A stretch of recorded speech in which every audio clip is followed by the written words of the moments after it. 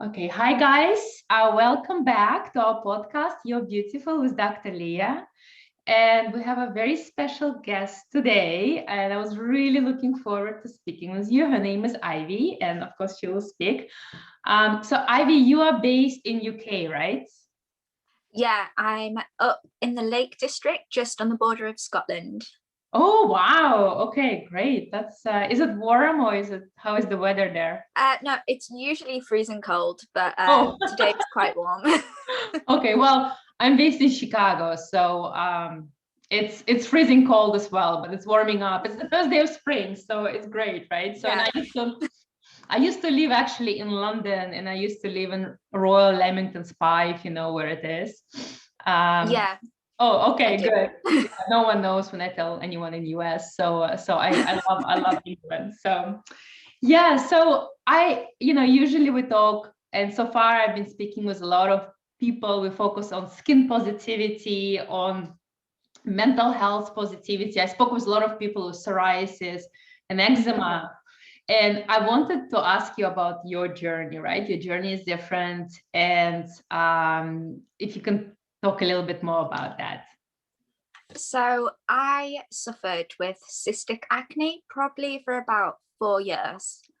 A lot of people, when they talk about having acne, they usually refer to having it sort of in their teens. It's really Yeah. quite common to get acne in your teens. I had clear skin all through my teenage years. And it was actually when I was about 20 to 21 when I broke out.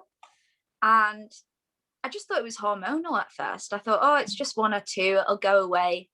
And it just never went away. It just got worse and worse. I tried lots of things, always back and forward to the doctors. Eventually, I went on Accutane, and that helped me. But it was a lot of trial and error, and yeah, it was a journey. Yeah, so I want to hear all about it and share whatever you want to share, as much as you want to share, because also I speak with a lot of people, and most of my clients have acne and they are in their 30s and 40s. So it's actually quite normal, but I think many people, there is this misconception that, oh, you're a teenager, you're 12 or 13 and you develop acne, but that's not true, right? So and then you have also cystic acne. Can you talk a little bit about that? Because of course there are some differences, and also what does it do to you, right? Because in like speaking with a lot of people, psoriasis, I have psoriasis myself. It's not just that everyone is thinking, what's that, and asking you, but no, and we see as a skin condition, inflammatory condition within our Yeah. body that kind of manifests itself on the skin, but we don't talk about what does it do to us mentally. Mm. So cystic acne, that's the sort of, you're very, very deep under the skin, Yeah. sort of cysts. Yes. It's painful. My face actually felt bruised a lot of the time. It was like just sleeping on my pillow would hurt. I swear I could feel it from inside my mouth Yeah. at times, because it was just really deep around those areas.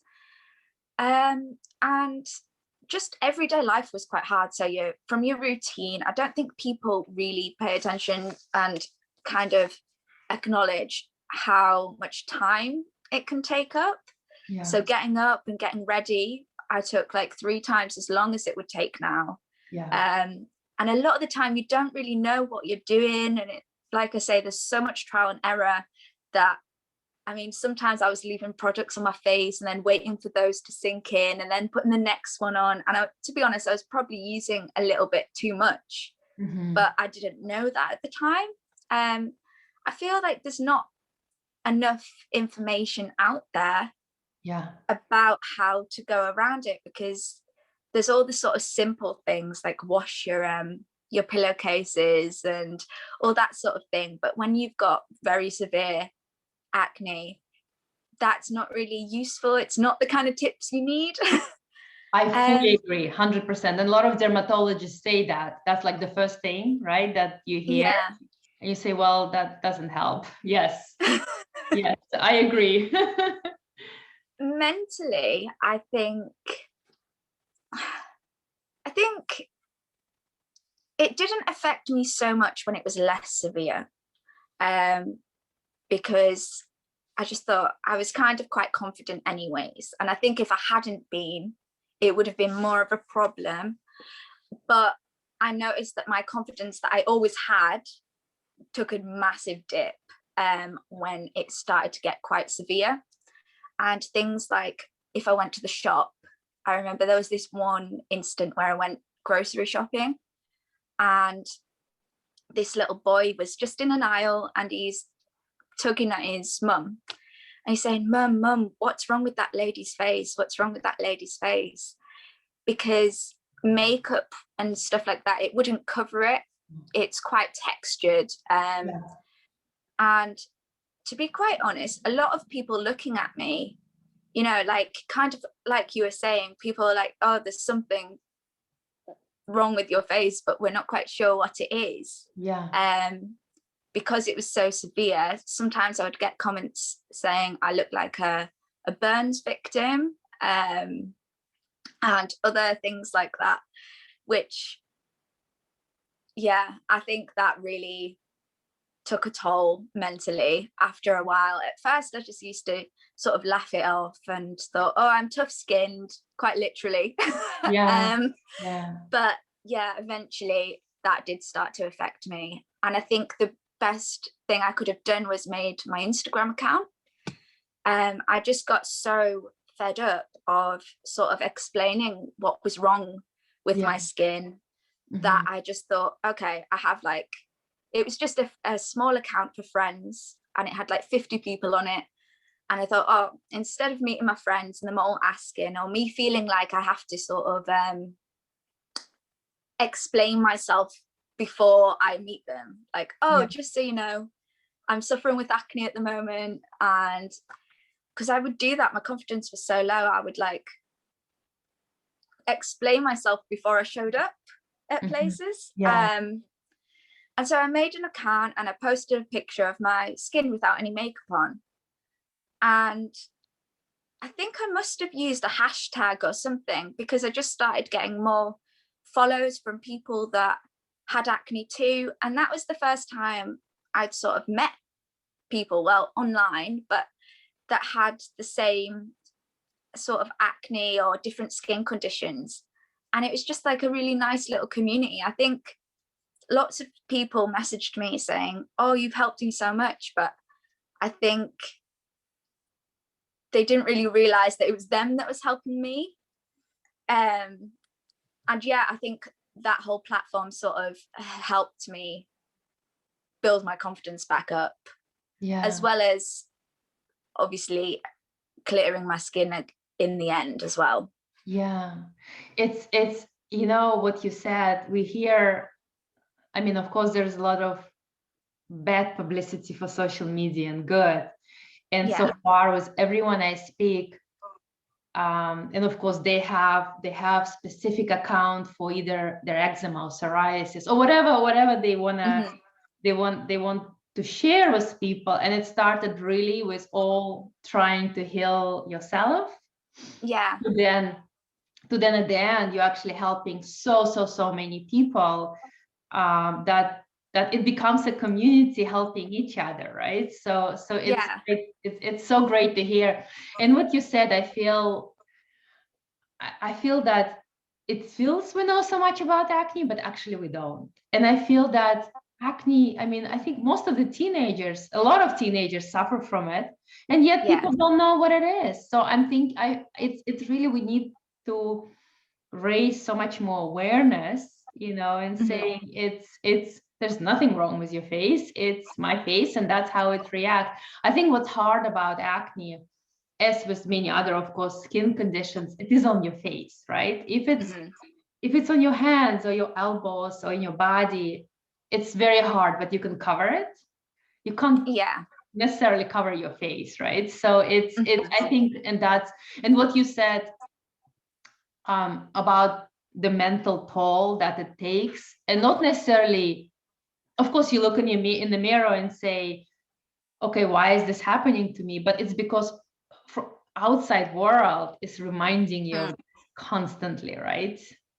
I think one of the things that sort of shocked me the most was by practicing trying to come to terms with my skin and like accepting it.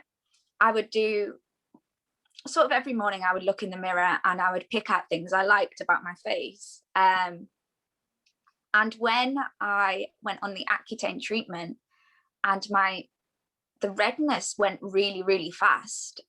It used to be a sort of symmetrical pattern. And because for probably around 6 months, I'd been looking in the mirror and sort of telling myself that, you know, you are beautiful and, you know, you're going to get through the day, etc., etc. Once that redness went, it was almost like a shock.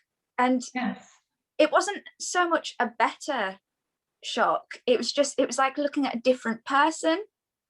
And I sort of realized that I actually had learned to like my face with it. And so that it was just a really confusing thing, because I always thought, oh, once I get rid of the acne, I'll feel so much more beautiful. But I didn't. I just felt the same because I'd already learned to love myself and the way I looked. What you say is so powerful, actually, because I was just sharing also my journey with someone last week, and I said I struggled with psoriasis since I was 6 years old, and I tried diets, everything, nothing helped. Oral therapy until I went on biologics. You know, it's basically subcutaneous injection once a month. And then now it's been 4 months, I cleared up, everything cleared up. But once in a while, I look at my arms or legs or face, because it was also on my face, and I think, that looks so weird. I'm so used to those spots. I almost miss them, which, I mean, I don't want them, but you almost miss them, which is like the weirdest thing, right? And you're right. It's because you say that's me and I'm unique. And I got to learn and to love who I am and become stronger. And I think you become stronger, not just in that, you know, condition doesn't define you, but with acne, but probably in everything you do in life, right? Yes. I think that's definitely true. And another thing was that with the Accutane treatment, that actually triggered eczema on my body, not on my face. And when that came about, it just didn't affect me at all, which was great. And I just know that that's because of what I sort of went through and learning that whole process, that there was no mental toll when I got eczema. And it was quite bad. It was all over my chest and all over my arms. So I cleared that up again eventually. But it was just the physical, like that mental sort of toll I'd already done the work on. So I just kind of know, no matter what happens now, like you say, you're stronger for it. It's wow. And you know what it is with what you just also said, because acne is, I mean, it's not necessarily considered, but it's kind of considered an autoimmune disease, because your own immune system is reacting to it, even though there are many other causes, right, of acne. So it's interesting that once you start using Accutane, then you felt, eczema. Your body reacted in a way saying, oh, what's happening? What is this foreign product or body putting on me? So, okay, I will react, I will inflame and give you eczema. Have you tried, and I'm sure you did, but it's at the end, and very often when medicines work, it's great. Did you try any diets, any stress relief? therapy. I tried more things than I could even list. I tried oral antibiotics. I tried zinc lotions. Yeah. I did try a lot of diets, and I get a little bit funny about talking about the diets because one of the first things that people would always say to me was, oh, stop eating sugar and stop eating junk food. And it's just, I would just look at them like in disbelief, because it was like, look at my face. This cutting a sugar is not going to cure it now, you know. But sugar was a trigger, and I think that's the difference. There can be triggers, and then there's the actual things you need to do to actually combat it. Yeah. So I do avoid high sugar in my diet now, just to keep it at bay. But I don't think that cutting sugar would have got me to where I am.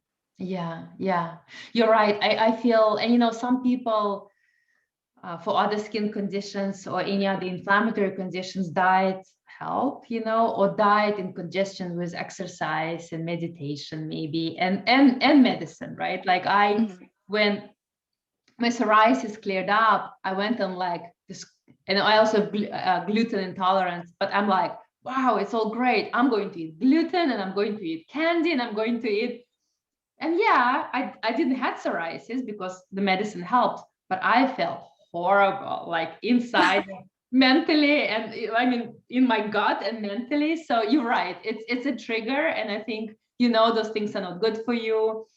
Try to minimize, but I would say don't cut it completely. I mean, you wanna live your life, right? So yeah. And to simplify it down to saying that is the sole cause is usually not correct either. So it's one of those things that people like to tell you all the time. I used to feel so guilty when I had acne going to restaurants and things like that, because I think, oh, if I eat something really nice, people are going to be like, oh, that's why her face looks like that. And it just, that's the kind of place I was in mentally. And it was just, it kind of controlled my life. And I think that's a thing that I would do. I would always think about what other people would think of me. And then I had to learn, no, just think for yourself what you think, and don't care about what other people might be thinking. Yeah. And it's what you say is extremely powerful, and it is so true.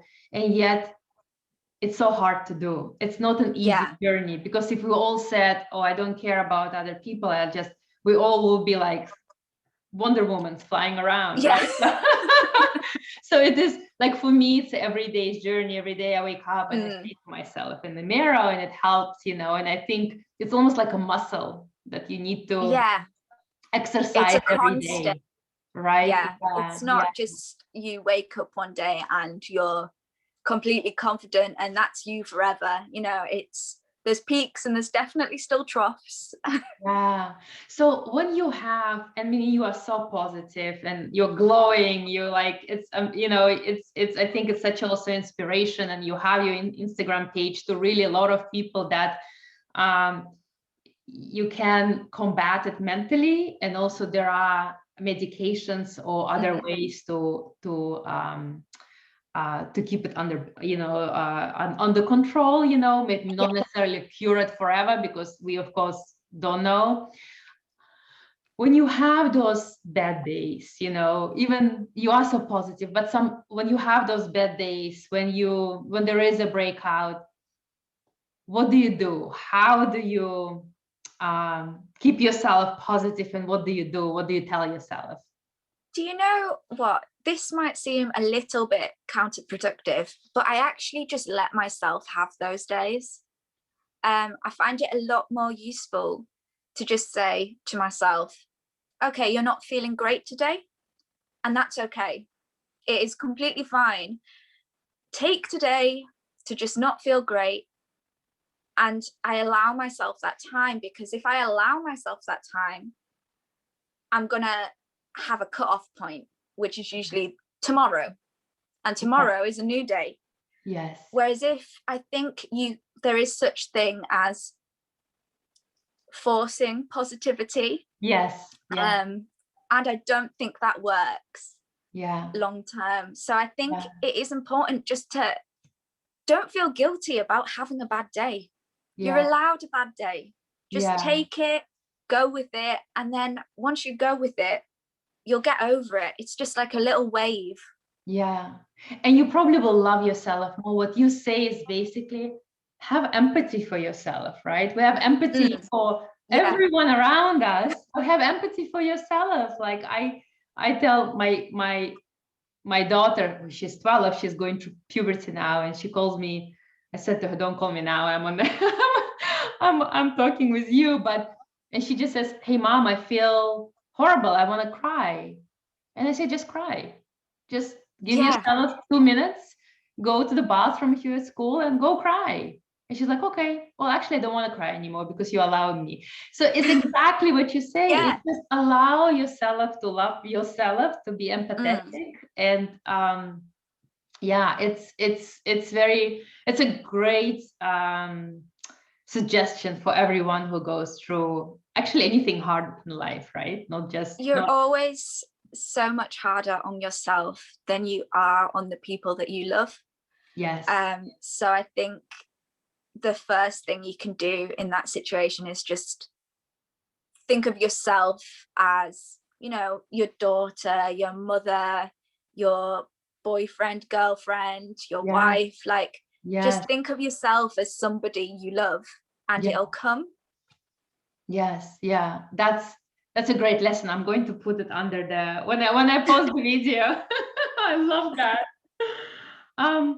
So I know it's been so great. I'm taking so much of your time also, but I wanted to also ask, so you are on Instagram, anywhere else where people find you, or anything you want to, you also have, I think, another business. So if you want to talk a little bit about that, that'll be great. So where people can find you, and I'll put it also in description. Okay, so my Instagram is Ivy Blooms, and that is the only social media that I have. I might start a YouTube, but I don't know, maybe. And I also have a online business. So that sells sort of art pieces surrounding skin positivity and self-love. I basically just wanted to make things that resembled people with skin conditions and different differences, so that, you know, they could say, oh, hold on, like I am normal, or I am beautiful, or because somebody's made something that looks just like me. And I just like that idea. I think that it's some of the pieces are things that if I'd received as a gift or whatever, it just would have helped me, I think, at a certain stage on my journey. And I just kind of wanted to add to that. I love that. And do you make it yourself? I make everything myself. It's called the Idiosyncratic, and it's on Instagram. It is okay. I think I found it. I will add that also on under the link, because I did look it up. I didn't know you make it yourself. It's actually great. And like you said, what is normal, right? Like who you are is normal. But I think I always tell my husband, because we were like, especially when you argue, I'm like, you know, we're like two imperfect stones, but together we're perfect, you know? So you don't need to be all smooth, like a smooth stone, then you will never attach to anything, right? So I like, I'll definitely put, guys, check, you know, go check it out. I found your piece is really, really beautiful, and I think it's really great that you're doing this. And I think you are helping, and you will help a lot of people in the process. So to our last question, what is your superpower? My superpower? Oh, what do you mean? Well, I feel that we are in our own right all kind of Superwoman or Wonder Woman. So what is yours that you say, that's really me, that's really... Could it be a superpower to be like super empathetic? Yes, yes, yes. Be it's an amazing superpower. If that can be it, that would be mine. Just being like, putting myself in others' shoes. I feel like all the experiences that I've had, I always consider them whenever I meet someone new. You never know what a person's going through, and like, I don't know, I just feel like I connect to people somewhere. And I think that's one of the things, that's what they also say. It's not, in many businesses or work, when you hire people, it's not your IQ, it's your EQ, emotional intelligence, right? And that's your empathy, really. Like, how do you connect and interact with people? And I think that's just, it is like the biggest superpower you can have. So I love it. I love it. I love it. So yeah. Well, thank you so much. Thank you so much for your time. I know it's late for you. You're probably at like 6 o'clock or 7 o'clock your time now. Yeah, so. It's about dinner time. Okay. Yes. I don't want to be having me though. Yes. No. Thank you so much. So, guys, go check Ivy out. I'm going to put all of this in the description. And thank you for being on this podcast. And keep in touch. And thank you so much for your time. I will do. Thank you. Bye. Bye. Bye.